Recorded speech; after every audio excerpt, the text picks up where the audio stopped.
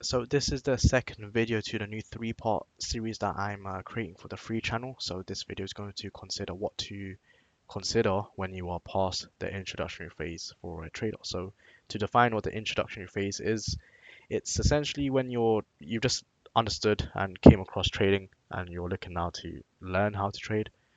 This video is for what you should focus on, and these are just things to just understand. It can fast track your journey and definitely cut out a lot of nonsense and waste in your journey, right? So this video is going to cover uh, considering a set of effective technical analysis tools to aid in reading price.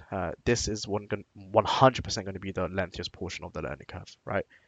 Uh, Introducing yourself to macroeconomics and the use cases for expecting higher risk, lower prices, focusing on building processes and trade plans, the idea of time frame variance, and the most important one, the importance of not trading real funds as you learn, and that demo is not a place to practice specific pieces of technical analysis. So the first one, technical analysis, right? So this is most likely the lengthiest portion of the learning curve, right? It's important to have a set of effective and reliable and repeatable technical analysis tools for your trading. So of course, now when you discover trading, you're gonna realize there's something called technical analysis on how people essentially bank on price going higher versus them favoring it going lower, right? And so there's a lot of school of thoughts that you can go into. The most popular one being SMC or ICT now. Myself, I come from an ICT background. I don't have anything bad to say on his technicals. I think his technicals are very effective. If I was to give a recommendation on where to learn your technical analysis, it would be ICT's YouTube channel. Like I said in the first video, 2016 core content, all the months, and then 2022 mentorship. Don't think anything else of his is relevant. You can definitely have something profitable from those things. Definitely takes a lot of time to learn. Of course, that's if you're not trying to go to a mentorship and you want something free. His YouTube channel is a one-stop destination for sure. There's also the likes of like Tom Dante and those, there's a few other YouTube channels I can't say off the top of my head. Uh, Great for approaches to trading, not really technical related, but plan building, they're great as well, right? Focus on the identification of key levels to support directional biases. However you want to define them is your choice, but have sound reasoning and logic to those levels. The main work in my analysis is where is price going to, which key level is it trading to, and which key level am I trying to find a trade setup on to trade towards that level, right? The entry between the key levels is easy. That's repeatable. That is this repetition, right? But you see the work of understanding where the price is going to and where the trade setup is likely to form. That's the hard work. Now, as an ICT background person, my key levels, right, they're going to be the ICT high time frame PD arrays, my high time frame order blocks, fair value gaps, breakers, mitigations, previous week's highs, lows, days, highs, lows, the list goes on, right? That's the focus. You see, when you first get into trading, it's just all about entry, but it's really not, right? If you focus on finding good key levels and you're good on biases, the rest is very easy because you see the people that focus on entries, they learn an entry without a bias. They're back to square one learning about a bias. So cut out the nonsense, just focus on directional things first. Do not just focus on an entry model. Emphasis on the capital, right? Do not just focus on an entry model. This is the problem with 90% of new traders. They just focus on entry models as they associate entry models directly to profit. However, this is far from the truth, and it is more realistic to say good processes, plans, and being responsible with risk is more linked to profit. Entry models are usually clickbait or engagement farming tools by content creators. Again, it's a play on emotions. They know that everyone's just looking for an entry model. You're not looking for an entry model. I promise you. It's just a retracement, right? An optimal trade entry, which I cover in my free channel, is all you need for an entry. The hard work is like what I said, identifying key levels to find trades and where price is the next price that the daily candle is likely to trade towards. Knowing where the daily and weekly to trade towards, that is the main bulk of analysis, right? Understand key levels and then obviously make yourself familiar with key levels, like seeing price trade into a key level and away from it. It builds confidence in understanding that type of analysis, right? Focus on the importance of higher time frame directions to your style, right? emphasis to your style. For example, day traders will work within the next day's print and swing traders more so the next week and month's print for their direction. Being able to split up the time frames to capture your goal is absolutely crucial, and most people lack this. So as a swing trader, I'm working on 4-hour daily entries. My goal is a weekly, monthly expansion. As a day trader, before my goal was a day's expansion or 4-hour expansion, and I'd use the 5 to 15 minute to encompass that. Now, as a swing trader, do I have any business on the 50 minute? No, I don't. You need a time frame selection for your goals, right? This is where people lack. They have too many time frames. There's no process that they have. They're going through every single time frame to get to an entry. This isn't good, right? So remember, focus on specific time frames to your goal. So as a day trader, which most people watching this, they probably want to be, focus on where the next daily and weekly candle are gonna go. If you get good at daily and weekly candles expansion, that's bias done. The rest is finding a good entry model to take you from A to B and B to C and C to B and so forth and so on, right? Remember, like what I said in the paragraph before, higher higher time frame key levels where the next trade setup is likely to form and where price is likely to trade to. The rest trading between, easy. Repetition, that's easy, right? Focus on simplicity. For a strange reason, complicated and quirky sells well, but what are you aiming for? It's actually simplicity. A lot of people think that, oh, my model has this and this and this, and they think trading is something absolutely very complicated, which is hard, right? There's complexity to it, but it's not rocket science. It's really as complicated as you want to make it. Some people just see trading as, yeah, you just want to buy low, sell high. You got those big investors, like very long time frame investors. They decide just buy, just find a trend and buy. And then you got the day trader with a million confirmations. You see, it's as complicated as you want to make it. Um, you're not looking for quirky. You're looking for simple. You want to build a simple plan because this is going to be your work at the end of the day now, right? You don't want a hundred tick box sheet for your to enter a trade. You want like a checklist, tick checklist, right? Remember, the more technical analysis does not equate to the better. There's a point where you'll just learn enough, and yeah, there's nothing going to be really else for you to learn, and that's when you're going to consider building trade plans, right? So the next slide is going to be macroeconomics and their use cases. So macro drivers are the economic events that you see occur on the calendar that I mentioned on Forex Factory. So like NFP, CPI, PPI, GDP, FOMC fund rate, retail sales, unemployment, the list goes on, right? You don't need to become a full-on fundamental analyst, right? However, understanding what the macroeconomics is indicating for a currency is helpful as a trader to understand what the higher time frame trend should be, right, for manipulation distribution purposes. So for the currency market, place a large emphasis on NFP, CPI, PPI, and the relationship between hawkish and dovish stances and the value of the currency. So the main things you really need to, I tell someone new to focus on is really just how inflation and monetary policies impact the currency market. So monetary policy is essentially, are you hawkish or dovish, what they want to do with the interest rate. So if they want to increase the interest rate, you'll see that these interest rates usually become bullish, right?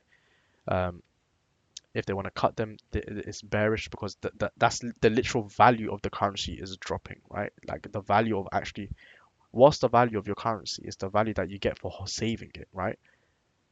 So if they're decreasing the interest rates, you're getting less for saving it. It's going to be worth less. That's you know a lower valued currency. You should see bearishness overall for it. Be aware of monetary policy such as quantitative easing and quantitative tapering and how these offset long-term trends in price. So if you go to 2022 after COVID, uh, it's a little case study you guys can do. Look at what the Federal Reserve for the U.S. economy wanted to do with the USD, and then look at the DXY chart. You see it's going down because they're doing quantitative easing, right? They're just they're printing money, lowering interest rates, printing money, lowering interest rates, and lowering interest rates, like I said, lowers the value of the currency. And how this helps is this: you can see long-term trends coming, right? You can see long-term trends coming. For swing traders, this is what you care about. Position traders, this is your bread and butter. For your day traders, it helps you. You want to still be in line with the overall bias, the daily, weekly. If you're unaware that your currency is actually bearish overall, you'd want to really align yourself with the bearish expansions. You'll get the most risk to reward probably off of your day trades. So building processes and trade plans. So this is something everyone should have noted down. Mental plans are for mental people. If you ask the average person what their trade plan is, and then to see some of their past trade setups, you'll see it's not part of their plan because they have no plan. It's that simple, right? In my mentorship before, I didn't introduce them to trade plans because I thought they'll just take it upon themselves to build a trade plan. It's when we really emphasize trade plans and practice. Like I made it a requirement. If you don't have a trade plan, I won't really even consider you. I think you're just wasting a space. Uh, the results from there were just only upwards, and they're only going upwards because having a trade plan in front of you, right? If you have a mental plan, it's hear me out, right? So you have a plan in your head for your session and you're trading, right? I'm gonna do this, and wait for this, and then I'm gonna do that.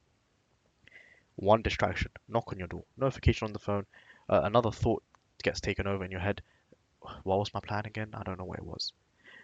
You can lose that mental plan in the blink of an eye in a heartbeat.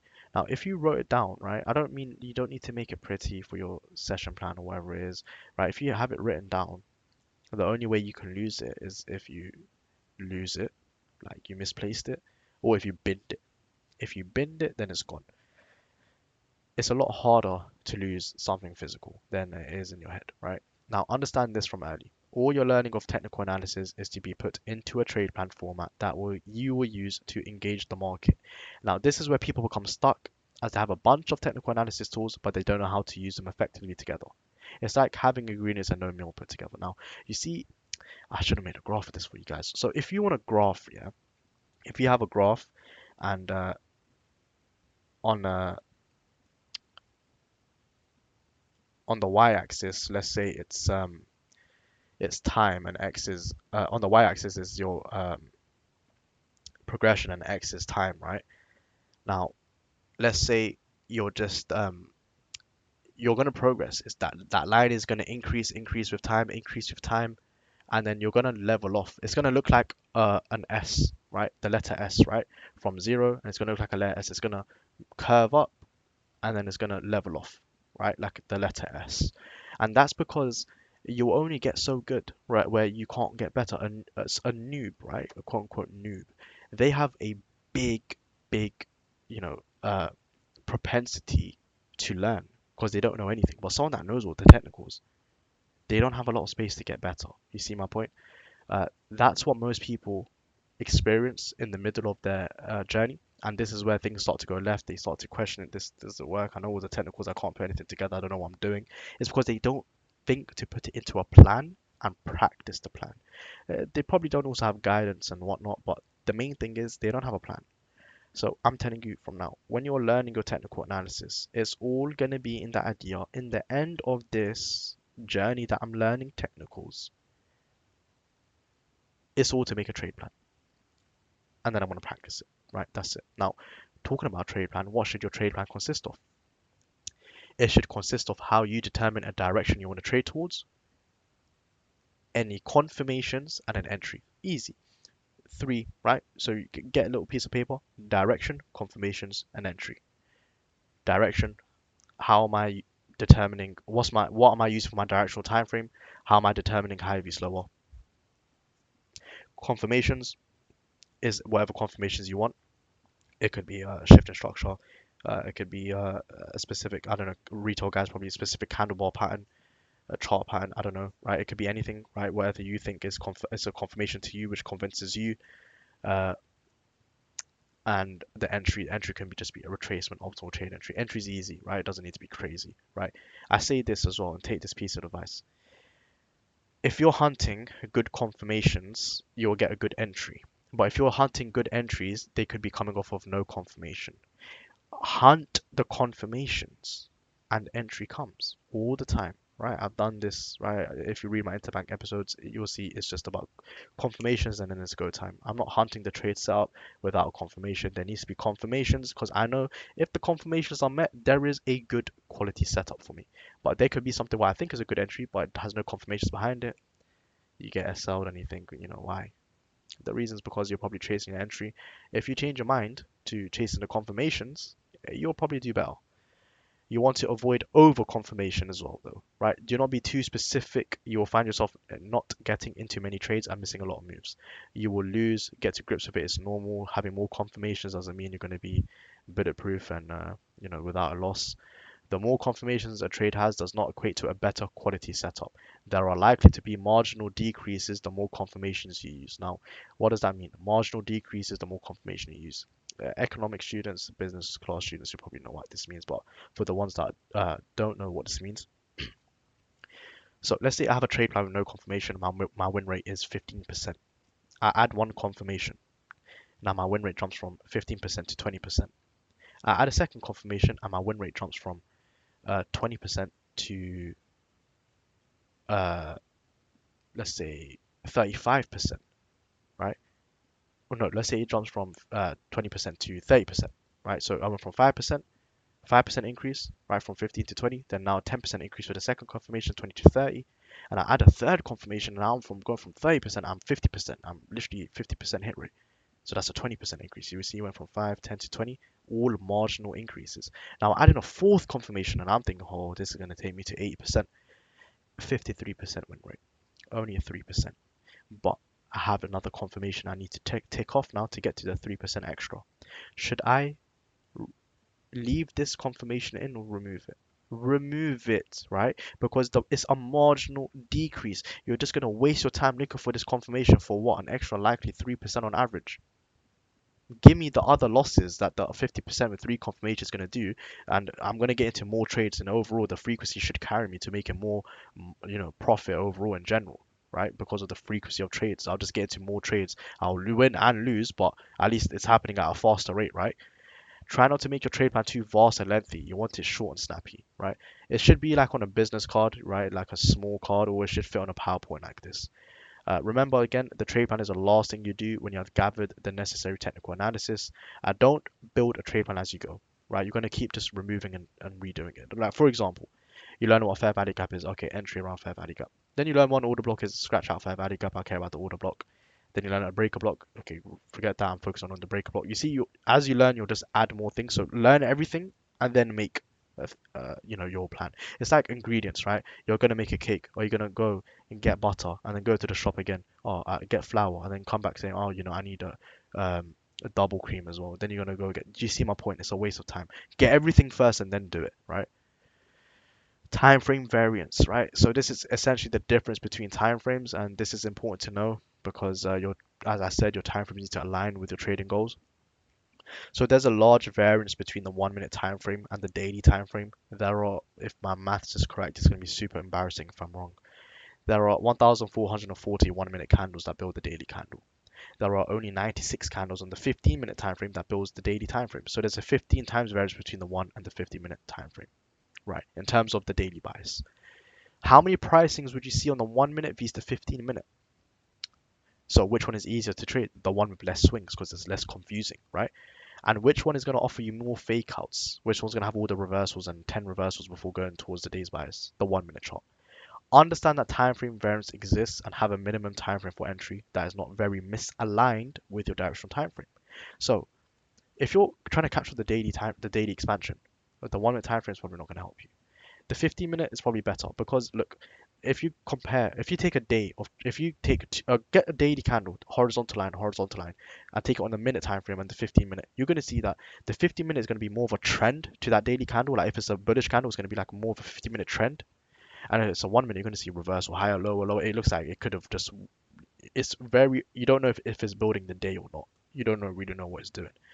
You'll have less headache trading that 15-minute time frame with the bias, right? So remember, it's like what I said, as a swing trader, do I have any business on the 15-minute? 15-minute building the weekly, monthly expansion. Well, what's that about, right? Have a minimum time frame that's going to be aligned to your daily bias because this is what happens. People like, oh, like I get when I go on the low time frame, I get lost because you're on a low time frame that is so misaligned. The variance between your time frame and your daily bias is so crazy. Of course, you're going to get lost. 15-minute. Stay on that. You'll have better success. Because I'm telling you this now, because when you're going through it as an intermediate trader, as you're learning, you're gonna come across a lot of 1 minute stuff. Whatever they're saying on the 1 minute and whatnot, just just bump it up to the 15-minute. It's all fractal, right? The same patterns, quote unquote, you'll see on the 1 minute will happen on the 15 minute. Just whatever it is on the 1 minute, bump it to the 15. Don't fall victim to the super low time frames you see online. Remember, social media is not real life, and a lot of it is cherry picked. Like I know a lot of it's cherry picked. A lot of um, things you see on the 1 minute whatnot, it's just cherry picked. It's you can record your screen. Oh, I lost it. Cut the recording. This one won. Post this one. They never see the losing one. You see my point? Don't believe everything you see on social media. You need to find your own comfort. Maybe it's not even the 15 minute. Maybe it's a 30 minute time frame you like to use. Right? 30 minutes is going to be even.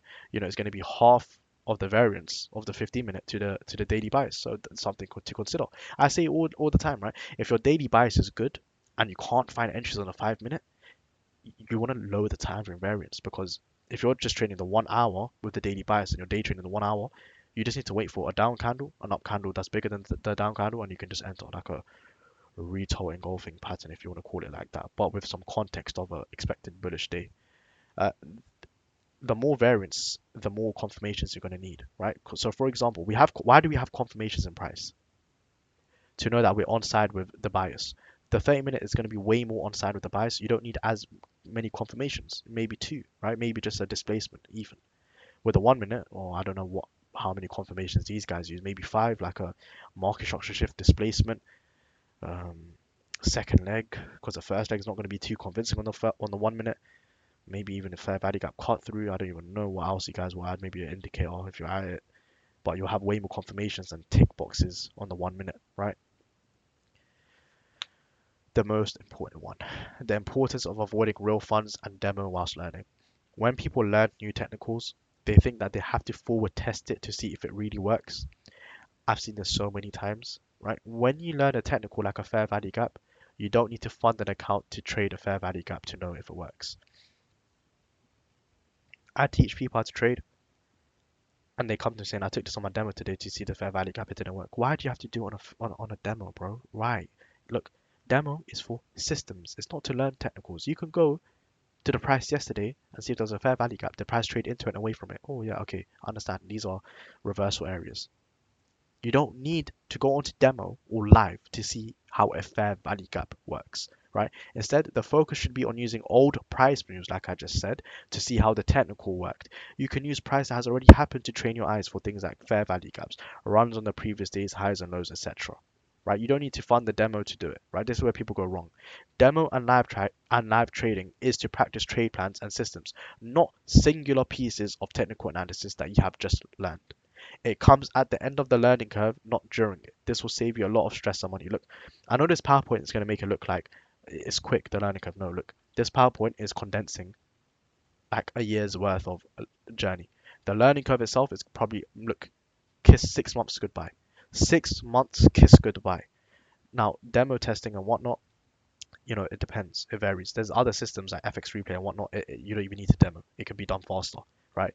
But 6 months to the learning curve, kiss it goodbye straight away. Then the practicing and refinements can even be another 2-3 months, and then you can consider if you're thinking. And that's considering someone they can study day to night. They have hours on hours on hours, and they can do that day to night, right? Given they got something structured and whatnot, right? They're literally in the perfect environment to learn. They can do that in under a year probably. The intense learning and intense FX replay, they can do that very quick. Of course, if you have more commitments in your life, it gets longer, right? I always say try to back test inside of a bias, right? So when looking for bearish fair value gaps, look for them inside of bearish days. You'll see how price moves into and away from them. People back test without direction and come across bearish fair value gap inside of a bullish day, and they're left confused to why all the bearish fair value gap have been traded through, right? So this is why bias matters, because on a bullish day, you don't expect the bearish levels to hold. They should get traded through, and bullish levels should hold. Hence the bullish day. So just for your own confidence, don't when you backtest with a cherry picked bias. So if you're practicing identifying order blocks or something, right, look at a bullish day for your bullish order blocks, because you'll see an order block, down close candle displacement, then price reach back into the down close candle and reject away. Then do the same for your bearish days. Bearish day, up close candle, bearish displacement, reaching back to the up close candle. Then you'll see it works, and you'll also see that bias matters, right? It's kind of a two birds, one stone type thing, right? You'll see that, okay, this works, and it's important that I'm on side with the right bias. Otherwise, if I'm bullish and I'm accepting bearish order blocks, I'm gonna essentially probably lose. For the people who say, but I need to train my psychology first, no, you don't. Look here, no, you don't. Just you don't. You need to train that after you have tested a trade plan inside some sort of simulation. Psychological issues are heavily reduced by good practice, as it creates comfort in your ability to perform and gives confidence. Look, your psychology, the people, I'm losing trader myself. It's just a plaster over a cut. Psychology, psychology. Have you never thought that you're just poor at technical analysis and you're poor at trading and you have no trade plan? Have you ever thought about that? There's a lot of people coming to my psychology. Okay, show me your trade plan. Bro, I don't have. Okay, cool. So you don't have a psychological problem. You just you have a problem, but it's not psychological, right? You need to practice to find confidence. Look, psychological problems in life in general, a lot of it comes from the fear of the unknown. When you fear something, it could be bungee jumping, it could be trying something new. It's because it's the fear of the unknown. You don't know how something could feel, how something can impact you or whatnot. This is why people, they have a fear of trying something new or something like this, right? Now, the more you make yourself familiar with the situation and the outcome, the more confidence you'll have, right? Uh, the more times you flip a coin, the more times it can either land on heads or tails. The more that you practice your trade setups, the more confidence you'll have that, okay, I know this trade setup. I've done it 100 times. I've seen price go in here, come back, and it comes usually to my take profit. You'll have more confidence. Take a guy, same trade plan. One guy's practiced it 10 times, one guy's practiced it 10,000 times. See the difference, right? If psychology exists, right? The psychology usually comes from in drawdown, you're just a bit fearful and whatnot. But these people that over exaggerate psychology, like they're having mental breakdowns at the chart, it's not. You just have no trade plan, and your technicals probably aren't as good as you think it is. More people look here. People think they're better than what they are. The practice shows how good you are, right?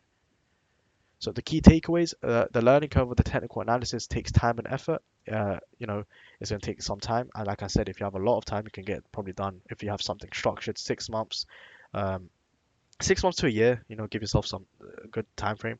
That doesn't mean that you're good to go. That's just the learning. Then trade building and then planning. Things add up. You're looking to formulate the technical analysis you have learned into a streamlined plan. Don't be the guy that just has all the technical analysis, but you haven't put into a plan that you can practice. It's not useful. Do not demo and live trade whilst learning. It never ends well. This is how people lose money fast and quit. Remember the first video that I made? I said, how do people quit? They come in here, they spend more money than they can afford, and they lose it in a fast amount of time. And it's because of they live trade whilst they think to learn, and it just goes left. I'm telling you, don't do it. You don't need to demo live trade whilst you're learning. You don't need to demo trade to see that optimal trade entry works. You can just literally go back into old price swings, right? Like trading view, go back to old price and see, okay, this happened, bullish day, okay, whatnot. The quality of your practice determines things as well. You can practice for 10 days, but you're doing the worst possible, lowest quality practice. It's not going to do anything. If you're not practicing without a bias, there's no dedication or focus. Yeah, it's rubbish. Remember, demo and live trading is at the end when plans and processes are made. It's not for practicing the new technical analysis you've just learned, which I just said. So that's going to conclude this lesson. I hope it's helpful. Uh, a lot of talking. The next lesson I'm going to try to make soon after. But yeah, I hope this video is helpful. This should be more targeted towards most people, right? I know the first video is just for absolute beginners, but this one should be towards more of the majority. So yeah, I hope it was helpful, and I'll see you guys in the next one.